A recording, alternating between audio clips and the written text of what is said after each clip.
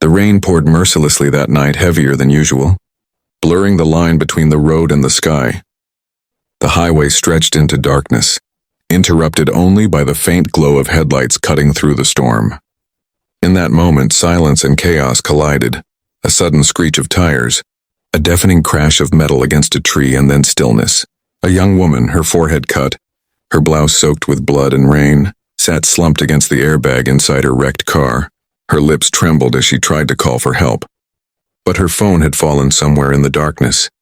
She was trapped, her voice too faint to fight the roar of the storm. She did not know that fate was already guiding someone toward her. Someone who had no riches, no power, but a heart overflowing with compassion. Friends, before we continue with this story of courage and kindness, I want to ask you something.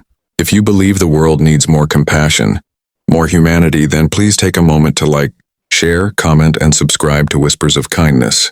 Your support allows us to spread more inspiring stories, like this one, to people who need them most.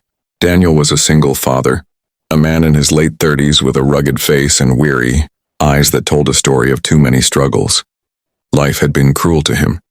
His wife had died years earlier from an illness they could not afford to treat properly, leaving him alone to raise 2 children. He worked long hours as a mechanic in a small-town garage, fixing engines and patching old vehicles just to scrape enough money to cover the basics. Rent consumed most of his income.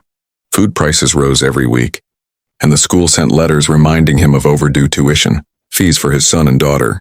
The electricity bill often went unpaid until the final warning notice came, and his little girl wore shoes that had cracked at the edges.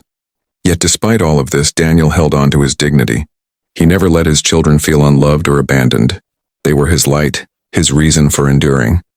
That night, Daniel had just finished an extra roadside repair job, his hands greasy and his clothes damp. Most men in his position would have rushed home to dry off and rest, but something told him not to take the shorter route back. Something pulled him toward the highway. He often trusted these instincts, they had saved him before. As the rain lashed against his windshield, he spotted flashing hazard lights in the distance. Then a car smashed against a tree trunk, smoke curling from its hood. Without hesitation, Daniel pulled over. The driver's side door was crushed. Through the glass, he saw her, a young woman, unconscious, her chest barely rising. Blood streaked her white blouse and her lips were pale. Daniel's heart pounded. Without thinking of the danger, he ran into the storm, pulled off his jacket, and smashed the side window with a stone. Shards of glass cut into his palms, but he ignored the pain. With careful strength, he dragged her out of the twisted wreck, laying her gently on the wet grass. She groaned faintly, her body limp, her breathing shallow. Daniel tore a strip from his shirt and pressed it against her wound, whispering words of reassurance. "You'll be okay. Stay with me." Minutes later, the flashing lights of police and an ambulance arrived. But by then it was Daniel who had kept her alive. The paramedics praised his quick thinking, but he only shrugged. "Anyone would have done the same," he muttered, though in truth he knew many would have driven past in the storm. The young woman's name was Isabella.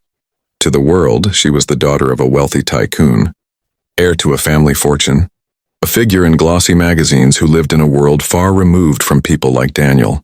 But when she woke in the hospital, she was not a millionaire, not a symbol of wealth, just a human being, fragile, alive only because a stranger had cared enough to stop. She asked to meet him. The nurses told her about the man who had carried her, his rough hands stained with grease and blood, his clothes soaked from the rain, his face etched with determination. When Daniel finally entered her room, holding a cheap bouquet he had bought with his last coins, she was struck by his humility. He did not stand tall like a man seeking recognition. He bowed his head slightly as though embarrassed to be in such a place. He simply said, "I'm glad you're safe." Isabella, still weak, thanked him with tears in her eyes. She insisted he sit beside her. They spoke little at first, but in those silences she saw something rare, a man who expected nothing in return. In the weeks that followed, Isabella refused to let gratitude fade into formality. She wanted to know him, to understand the kind of man who would risk his life for a stranger. She learned of his children, how he struggled to pay for their education, how he often skipped meals so his children would never go hungry. She visited his modest home, where 2 wide-eyed children ran to greet her, their laughter filling the tiny space. She shared dinner with them, simple food cooked with love, and realized she had never felt so much warmth at any lavish banquet. Yet their bond was not free from challenges. Daniel wrestled with his pride. When Isabella offered to pay for his children's schooling, he refused at first, ashamed to accept help. He had always believed that charity would strip him of dignity, that relying on others was a weakness. At the same time, whispers spread in the town. People gossiped about the rich woman visiting the poor mechanic. Some accused Daniel of scheming for wealth, while others mocked Isabella for stepping beneath her social class. The judgment weighed heavily on them both. Daniel also battled his own guilt. Was he being selfish to let Isabella into his family's life? What if people were right? What if he was accused of using her kindness? Meanwhile, Isabella faced her own doubts. Could she break free from the golden cage of wealth and expectations? Could she embrace a life where money did, not by love, but where love gave meaning to everything? One evening, after the children had gone to bed, Daniel sat outside his small home with bills scattered before him. His head was heavy, his shoulders slumped. Isabella sat quietly beside him, her presence steady. Finally, she spoke softly. Daniel, you saved my life. Not just on that road, but every day since. You've shown me kindness in its truest form. Please let me help you. Let me be part of your burden. Her voice trembled with sincerity. Daniel broke down. For the first time, he allowed his tears to fall in front of someone. He nodded. All right, he whispered. And with that, a wall crumbled. From then on, Isabella became a part of their lives. She paid the children's school fees without fanfare, never letting them feel like charity but rather like family.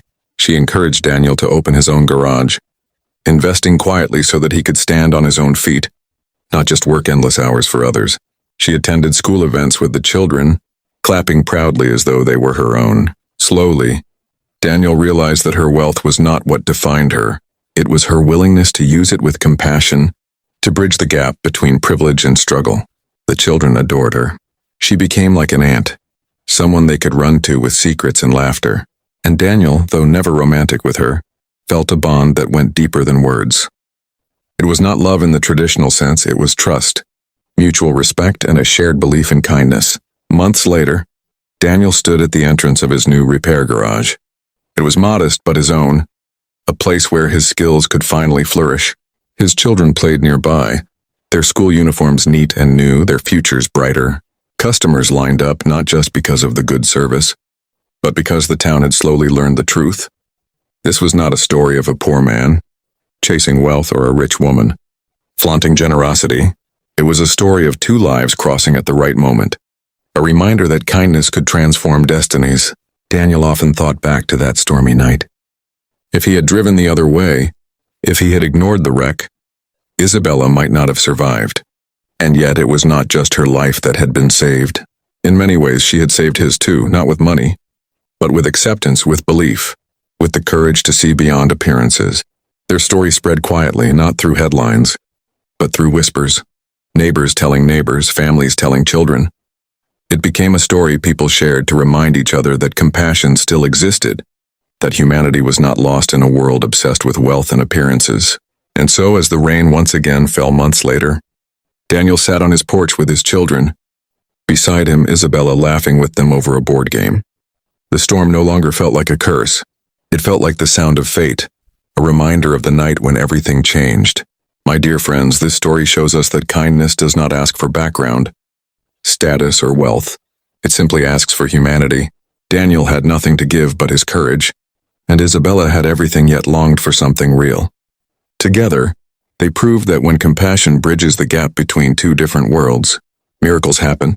If this story touched your heart, I invite you once again, please take a moment to like, share, comment, and subscribe to Whispers of Kindness. Share your thoughts in the comments below. What does kindness mean to you? How have you seen it transform lives? Your words might inspire someone else. Together, let's spread hope and compassion, one story at a time.